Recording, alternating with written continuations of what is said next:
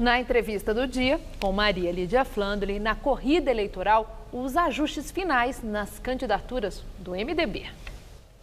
Entrevisto Beto Mansur, liderança atuante do MDB, que já foi prefeito de Santos no período de 1997 a 2004 e atualmente está no 6º mandato como deputado federal e é vice-líder do governo Temer na Câmara Federal. Muito obrigada por estar conosco, Beto Mansur. Destacou-se muito a sua atuação lá na liderança do governo Temer, por ocasião de votação das reformas, tudo isso. E faz tempo que a gente queria conversar. E é muito oportuno agora, nessa proximidade que estamos da eleição, que, ao que todo mundo diz, é de grande importância, que pode ser um marco significativo na jovem democracia brasileira. E eu quero começar com o seu partido, o MDB, e a candidatura de Henrique Meirelles. Não há consenso sobre a escolha do nome do Henrique Meirelles, em função, possivelmente, ao desempenho da candidatura dele. Eu quero saber, o MDB está mesmo desanimado com o desempenho da candidatura de Henrique Meirelles? Primeiro, cumprimentar você, a todos os telespectadores da Gazeta. Eu sinto o seguinte, eu sinto que a sociedade brasileira, ela ainda não definiu candidatura à presidência da República.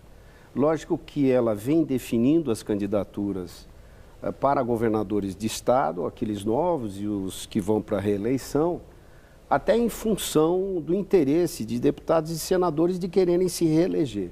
Mas a candidatura nacional ainda não foi definida. Nós vamos para uma convenção no dia 2 de agosto e o Henrique Meirelles, ele será, logicamente, consagrado como candidato do MDB, até porque o MDB é um partido que tem muita capilaridade no Brasil, tem governadores, tem muitos prefeitos, tem muitos vereadores e a gente, logicamente, vai para a disputa.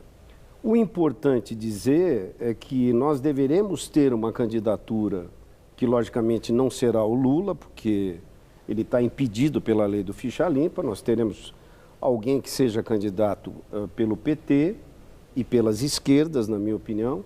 Uma candidatura que, na minha opinião, vem se mantendo, mas na hora da disputa, na minha visão, ele vai perder votos, que é o Bolsonaro.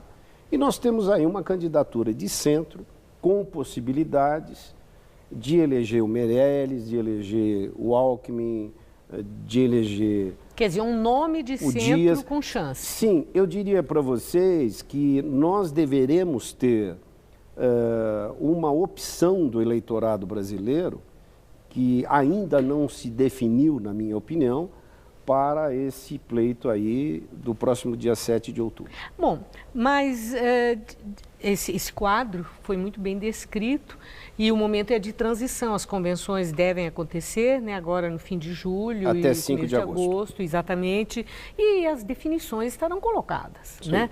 Muito bem, mas dentro do MDB, e é aí que eu quero conversar, eu vejo, por exemplo, que no Paraná, Requião, Alagoas, Renan Calheiros está ensandecido em relação a Henrique Meirelles. Ele fala com muita clareza, ele diz que é uma estupidez. Olha o termo que ele usou, a definição pelo nome de Henrique Meirelles, e aí ele desqualifica Henrique Meirelles, que ele não é conhecido nada, ele é conhecido por ter sido presidente do Bank Boston, por ter sido presidente de conselho das empresas do Joesley Batista e tal, para lembrar, é claro, de todo o escândalo que houve. Mas o que eu quero saber é isso, qual é a de Renan Calheiros? Ele quer demolir a candidatura de Henrique Meirelles ou ele está medindo força com Michel Temer? Eu diria a vocês que o Renan, ele está num estado de Alagoas que tem uma preferência muito grande pelo Lula. E outros candidatos, quer sejam os candidatos de centro que estão aí colocados, ou o candidato, por exemplo, como Bolsonaro, não tem uma presença, logicamente, forte junto ao eleitorado.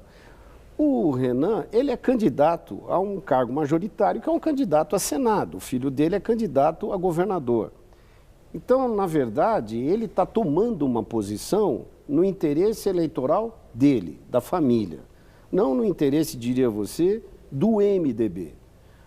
Lógico que você tem... Mas ele é uma liderança forte. Sim, concordo. Do partido lá. É até uma grande liderança, como, por exemplo, o Requião, que é ligado ao Lula, foi ligado a Dilma, lutou muito contra o impeachment e tem uma posição no MDB no Paraná. Você tem essas especificidades regionais, diria para você, em determinados estados, mas se a gente fizer uma análise, e estamos fazendo essa análise, o Meirelles, ele ganha dentro da convenção com uma margem larga e será o candidato à presidência da República pelo MDB. Bom, o Henrique Meirelles não sai dos 1%, não saiu ainda. A sua análise de uma conjuntura mais ampla do Brasil foi já colocada, mas tem um peso muito grande também para o Henrique Meirelles, que é o fator Temer. E não é uma situação favorável para o candidato, considerando a altíssima impopularidade de Temer, considerando todas essas denúncias sobre corrupção que envolve aí esse escândalo do Porto de Santos, etc. Quer dizer, é tudo muito pesado e, sem dúvida nenhuma, como mostram as pesquisas, o cidadão brasileiro não aguenta mais ouvir falar em desvio de dinheiro público, em corrupção, etc. e tal. Então, aí a pergunta é se o fator Temer pode também ser colocado na balança como fator que impede que Henrique Meirelles, que colheu créditos na vida pelo trabalho dele, tanto no setor público como privado, não deslanche. Eu acho que não vai interferir. Até porque o Henrique Meirelles, ele começou na sua atividade como engenheiro, trabalhando, cresceu no Banco de Boston e chegou à presidência do banco pelas suas qualidades. Nós não podemos esquecer que o Henrique Meirelles, ele foi presidente do Banco Central nos 8 anos de administração do PT. Aliás, ele está se vangloriando muito disso e lembrando o eleitorado petista que ele esteve lá. Sim, até porque, às vezes, no plenário da Câmara, tem uma disputa sempre muito grande dos candidatos da esquerda e contra o candidato da direita, que é o Bolsonaro. Eu falei, vocês não criticam o Meirelles, por quê? Porque ele serviu, na verdade, ao país durante os 8 anos como presidente do Banco Central e resolveu o problema da inflação.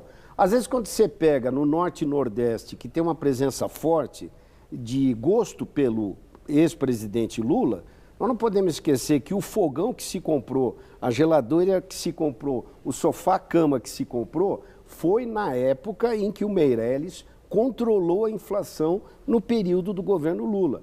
Quando ele veio a ser convidado na administração do Michel Temer, nós fizemos um grande trabalho nesses 2 anos de administração Temer para recuperar o país. E Meirelles vai defender o legado Temer?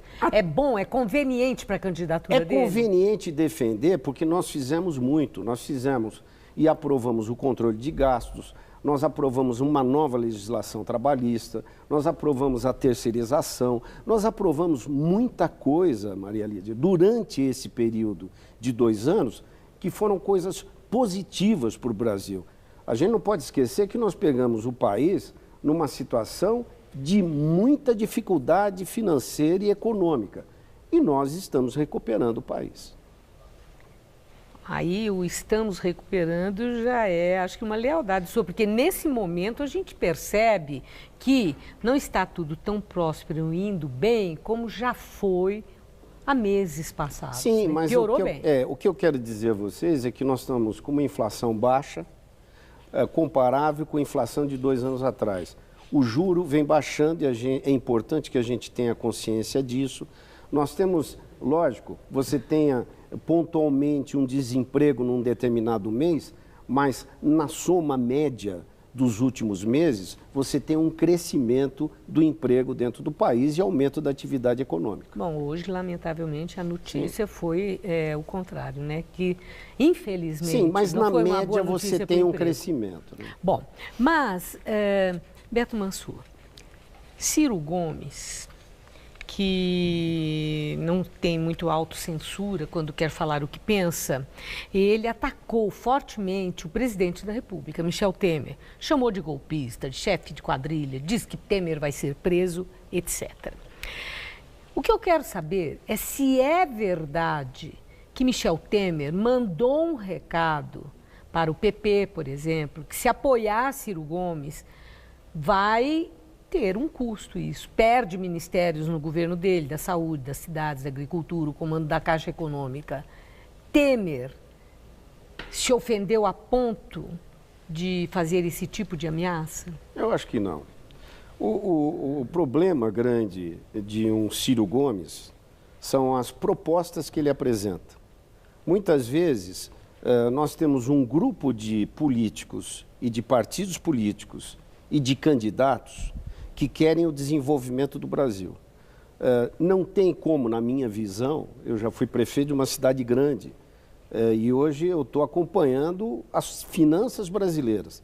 Não tem como o próximo presidente da República não discutir durante essa campanha uma reforma da Previdência, porque nós estamos com 260 bilhões de reais de déficit, que foi o de 2017. Não tem como você não discutir uma reforma tributária. Então, quando você pega um determinado candidato, como o Ciro Gomes, que na minha visão, ele se destempera não só no varejo, mas também naquilo que é fundamental, que são as propostas para o país no futuro. Ele acaba não tendo, não é o apoio do presidente Michel Temer, ele acaba não tendo o apoio desse grupo de partidos políticos e de políticos, na verdade, que querem o desenvolvimento do Brasil. A última pergunta, bem rapidamente, é o seguinte: se a candidatura Henrique Meirelles, até a convenção dia 2, que está aí perto, não deslanchar, não houver o consenso dentro do partido, existe a possibilidade, o MDB está aberto para uma aliança com o PSDB e apoiar uma outra candidatura, a de Geraldo Alckmin, por exemplo, que agora conquistou todos aqueles partidos do chamado centro democrático reformista? Diria para você que tempo de televisão muitas vezes ajuda, mas também muitas vezes atrapalha. Eu já fiz 11 eleições. O que é importante dizer a vocês é que nós vamos para a disputa de primeiro turno e vamos para o segundo turno. Aí pode ser que o PSDB venha conosco para a gente ganhar a eleição. O senhor é otimista? Sou otimista. Muito obrigado, uma boa noite.